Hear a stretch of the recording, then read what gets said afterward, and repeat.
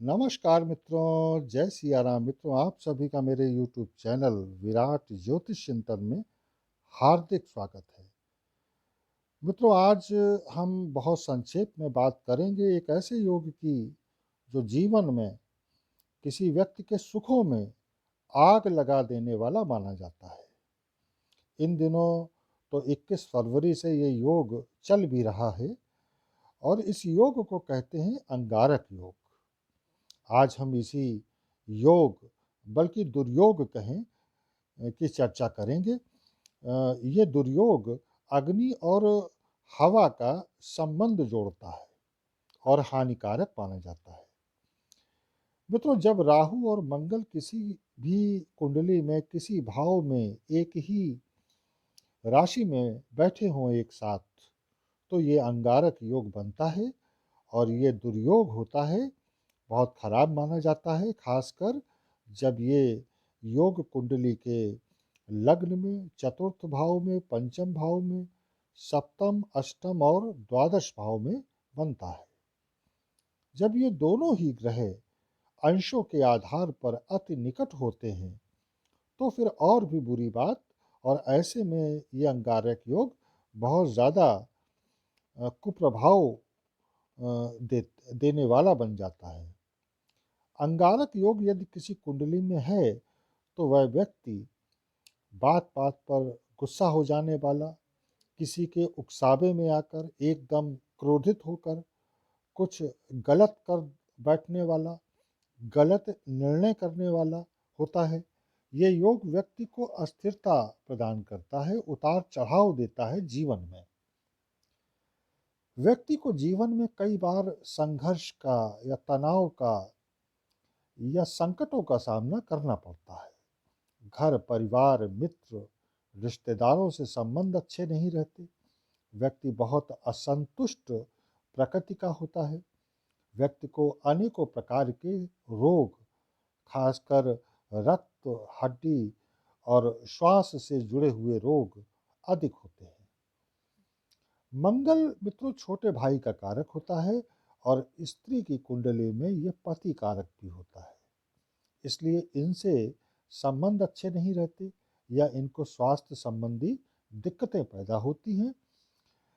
खासकर तृतीय भाव में हो तो फिर छोटे भाई बहनों और माता के स्वास्थ्य के लिए बहुत खराब स्थिति मानी जाती है।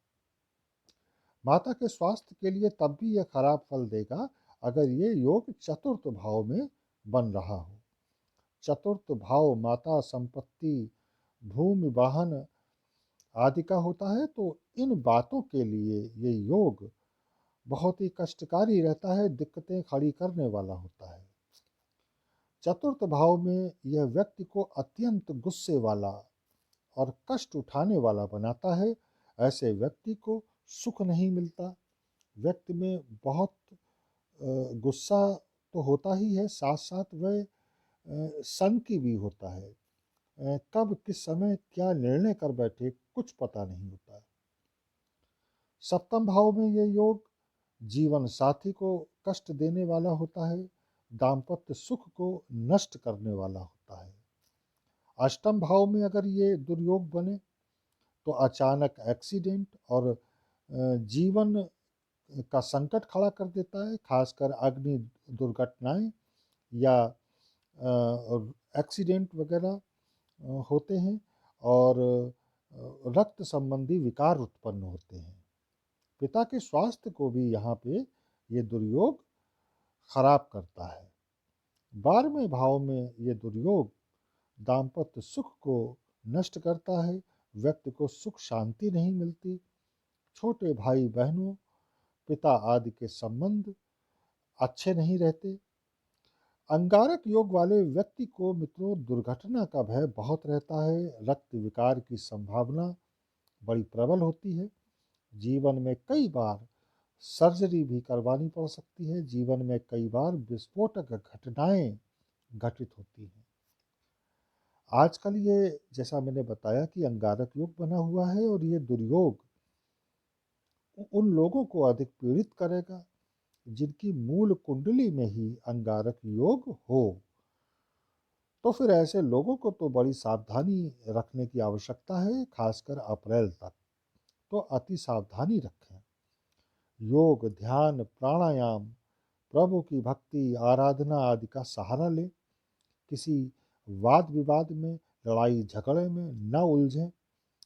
पानी का सेवन अधिक करें। जीवन शैली, दिनचर्या संतुलित रखें। खान पान अच्छा रखें। सात्विक रहें। तो फिर इससे आराम मिलेगा। इस अंगारक योग के कुप्रभाव से समाज में भी वाद विवाद, हिंसक घटनाएं, लड़ाई झगड़े आदि बढ़ेंगे। आगजनी, विस्फोट की संभावनाएं ज़्यादा रहेंगी। एक्सीडेंट, चोरी डकैती आदि की घटनाएं बढ़ेंगी। बलात्कार बढ़ेंगे। रोग बढ़ेंगे, खासकर ऐसे रोग जो रक्त से संबंधित हैं। हाई ब्लड प्रेशर वाले तो अप्रैल तक खासकर बड़ी सावधानी बरतें। उपाय के तौर पर ऐसे लोगों को श्री हनुमान जी की आराधना और श्री कृष्ण जी की आराधना करनी चाहिए। इससे उन्हें बहुत राहत मिलेगी। वाहन आदि चलाने में भी बहुत सावधानी बरतें। मित्रों, आशा है मेरी बातें आपको अच्छी लगी होंगी और आशा है आप इन पर अमल भी करेंगे। तो यही मैं अपनी वाणी को विराम देता हूँ। मिलेंगे अगले वीडियो में फिर किसी नए विषय के साथ। तब तक जय सिया राम। नमस्कार।